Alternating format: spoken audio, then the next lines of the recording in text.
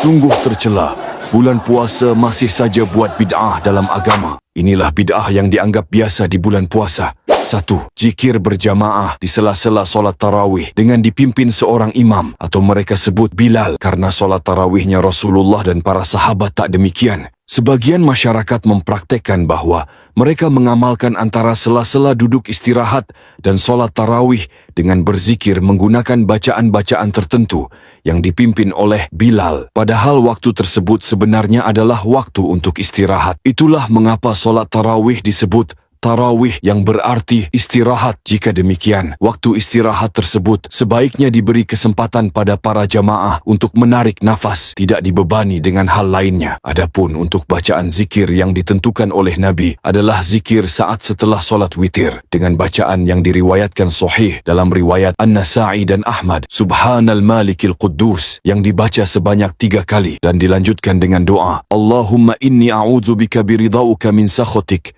wa bimu'afatika min uqubatik wa a'udzu bika minka la uhshid sana'an 'alaik anta kama atsnaita 'ala nafsik, yang dibaca sebanyak 1 kali dan bukan mengamalkan bacaan seenak jidat sendiri.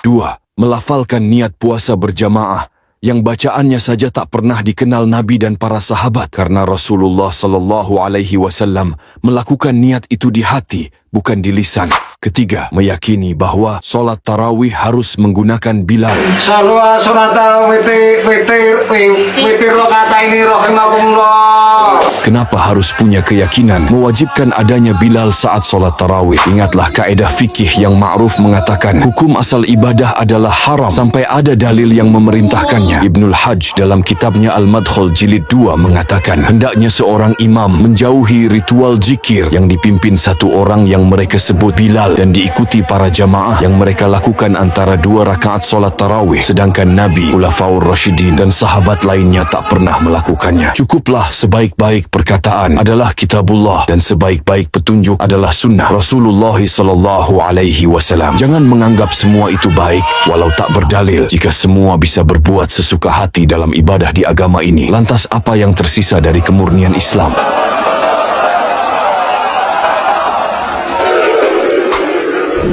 4. Mengkhususkan bacaan-bacaan tertentu pada solat tarawih dengan keyakinan yang dibuat-buat sendiri. 5. Bid'ah menentukan waktu imsakiyah sebagai batasan waktu makan sahur. Jangan berhenti makan walau waktu imsak telah diingatkan.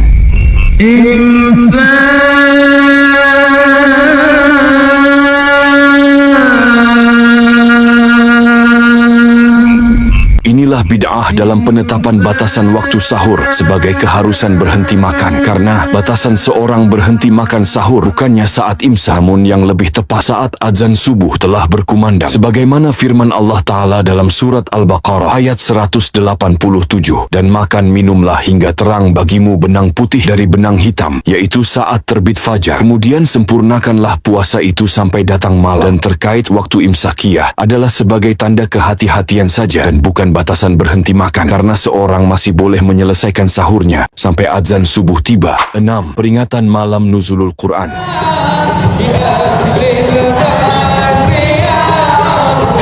Peringatan malam nuzulul Quran tak pernah dikenal oleh Nabi Muhammad SAW dan para sahabat. 17 Ramadan dianggap oleh sebagian orang sebagai hari turunnya Al-Quran. Makanya di hari itu mereka membuat-buat sebuah perayaan dengan ritual kebid'ahan. Secara dalil saja sudah salah. Bukankah Allah Ta'ala mengatakan, Inna